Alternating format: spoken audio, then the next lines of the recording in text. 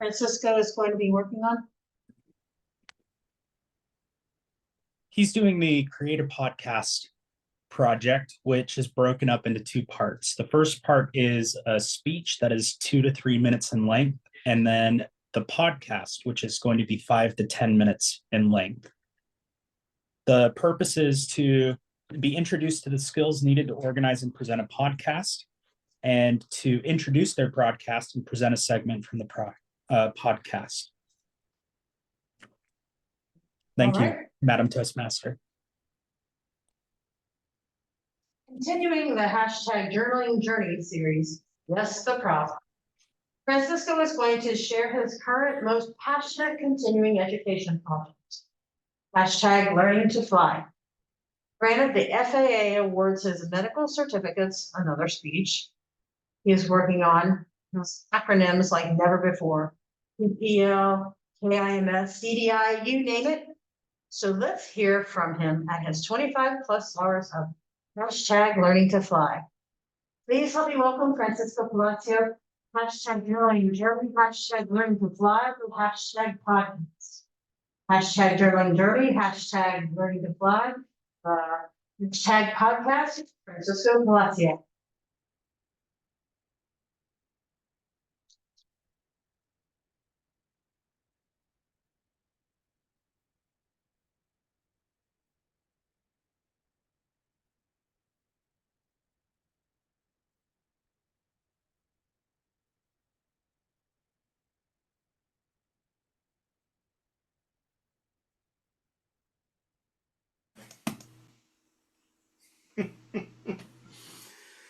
So somebody asked me last time around about this prop.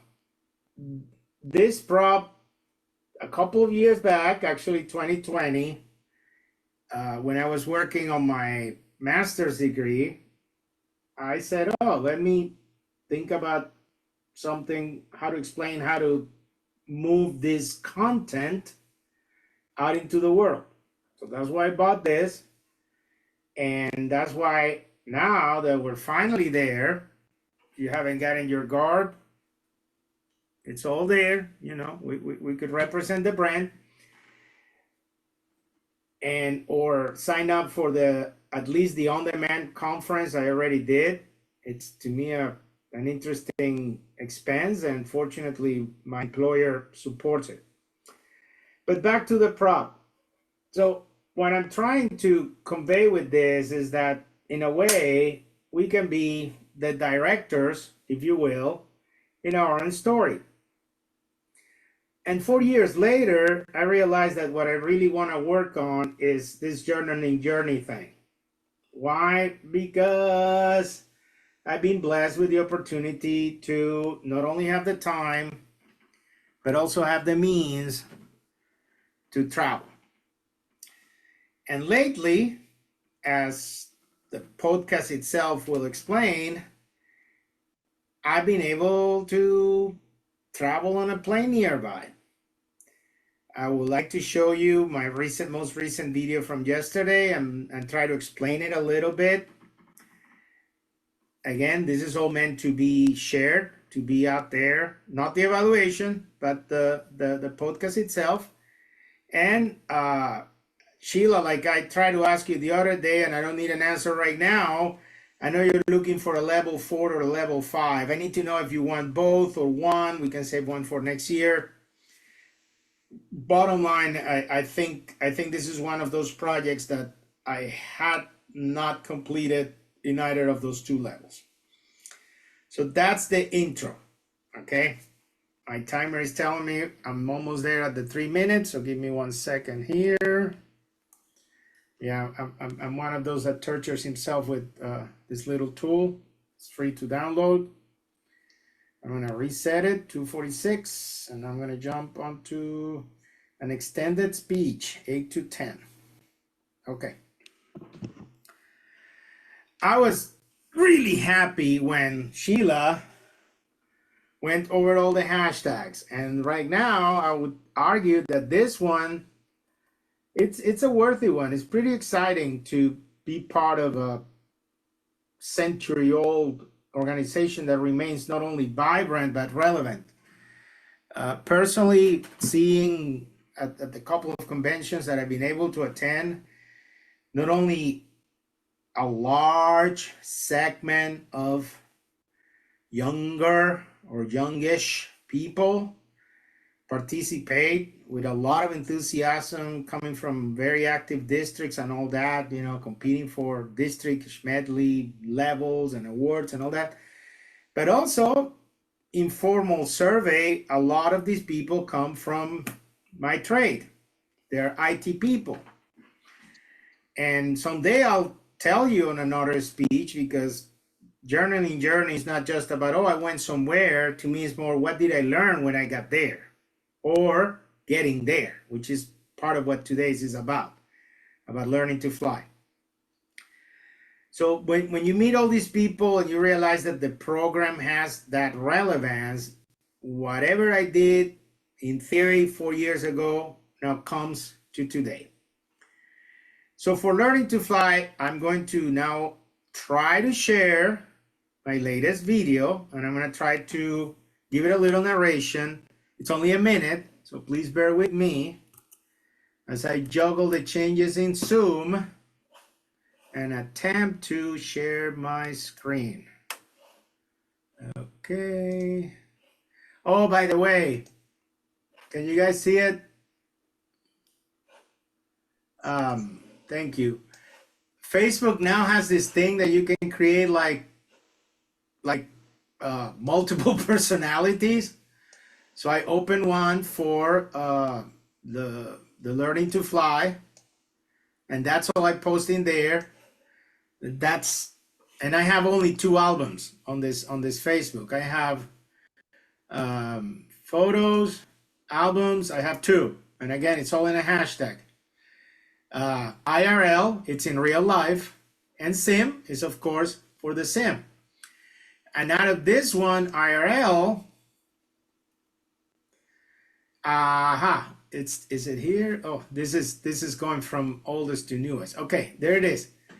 This was me last night. Again, 1:05. It has some audio, so I hope I don't have to. Can you hear it? Can you hear the audio?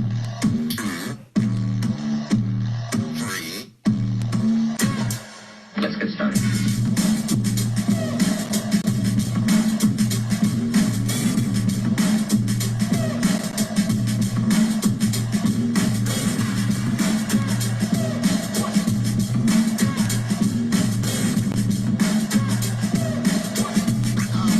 Oh, that's real good.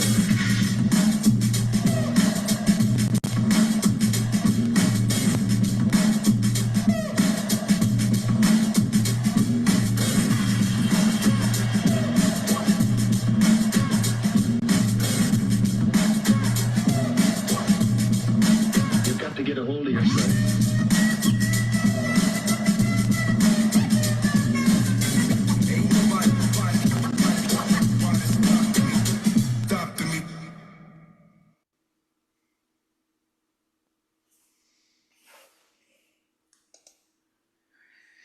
So I don't know how many of you are as excited about, hold on, how do I exit this big thing? Anyway, I don't know how many of you are excited about time lapses. I am, for a very simple reason. They're very tiny files. And you know, when they say my life flashed before my eyes, that's how I think I'm gonna end up feeling. And maybe I'll have some at the service. It's just time lapses. They're really quick, they're really compact, they're not really infringing too much because they go by so quick. And for those of you into geography, I hope you realize that I was flying around Cincinnati last night. We literally went from Madison to one short grass strip that runs alongside Indiana 56, of course, on the Indiana side, right? As you leave Jefferson County and you enter Switzerland County, there is a big bend, and you can see the little windsock, okay? And my instructor said, that's too short, we're gonna do a low approach. It was still fun. And what really what I really appreciated about yesterday is that the almost 2,000 hours, 400 flight hours in the sim translated really well into yesterday's experience. Then we went up, we flew over Interstate 71 from Louisville. We saw not only the Kentucky Speedway, but the new airport in Gallatin County, which is so new that it doesn't even have a gas station or an FBO. FBO, again, hundreds of acronyms, is what they call the fixed-based operator. After that, the learning part, the really learning part, and I will admit to using the autopilot for like a little bit of the flight on the way back, but I flew manually by hand, however you want to call it, most of the way there, is the concept of a shelf. In a nutshell, an airport such as Cincinnati or Kilo Charlie Victor Golf, because over there you have to spell out everything and you have to spell out every number. So Cincinnati International is what they call a Bravo airspace, okay? And you essentially have to imagine a wedding cake upside down with the layers of the cake telling you how low you should fly. This is not about flying high. This is about flying low so you do not interfere with the airport's operation. To me, that by unto itself, flying under that big shelf was a big deal. Then we went to Lucan. Many of you know it. It's the Cincinnati Municipal Airport, or Kilo Lima. Oh my gosh, I forgot what the U is, and Kilo. And it was super cool. And we went there and we did what's called flying the pattern. Lucan, Cincinnati Municipal, has a tower, so we communicated with the tower and they gave us instructions. I must admit, flying into a towered airport is so easy because they tell you what you need to do.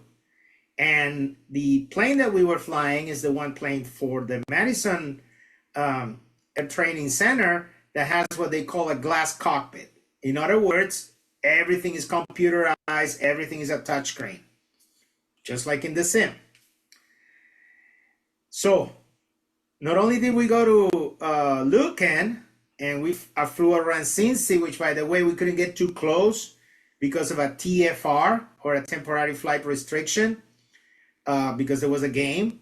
And you will see those things live on, there's an app called ForeFlight, and there's an app called, there's not an app, the avionics, the glass cockpit will display this warning signs and yellows and reds. And I'm in love with cartography and what they call the sectionals in aviation. I mean, I'm just having the time of my life. It's like springing forward.